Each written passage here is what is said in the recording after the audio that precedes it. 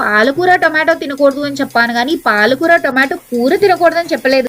అబ్బా ఏంటి ఇవిడ లాజికల్ గా మాట్లాడుతుంది అనుకుంటున్నారా? లాజిక్ లేదు, మ్యాజిక్ లేదు, ఇది science. Once the food is cooked oxalate level అనేది నియర్లీ 50% రెడ్యూస్ అయిపోతుంది. సో అందుకని పాలకూర tomato curry safe to eat. ఇప్పుడు కిడ్నీ స్టోన్స్ ప్రాబ్లం ఉండి సాలెడ్స్ లో రా స్పినాచ్, రా టొమాటోస్ తినకూడదా అంటే ఈ ప్రాబ్లం కూడా ఒక సొల్యూషన్ ఉంది. వీటిల్ని బ్లాంచ్ చేసి సాలెడ్స్ లో యూజ్ చేస్తే సరిపోతుంది.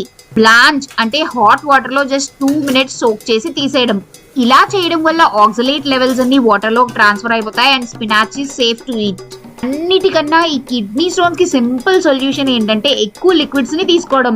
మీ బాడీలో మీరు తిన్న ఫుడ్ వల్ల ఆక్సలేట్ లెవెల్స్ ఎక్కువైనా కూడా మీరు వాటర్ ఇంటేక్ ఎక్కువ తీసుకుంటే ఈ ఆక్సలేట్స్ మినరల్స్ తో బైండ్ అయ్యే ఛాన్సే ఉండదు. ఫస్ట్ లో కన్ఫ్యూజ్ చేసిన ఐ హోప్ ఇప్పుడైతే మీకు ఈ టాపిక్ క్లియర్ గా అర్థమైంది అనుకుంటాను. నచ్చితే లైక్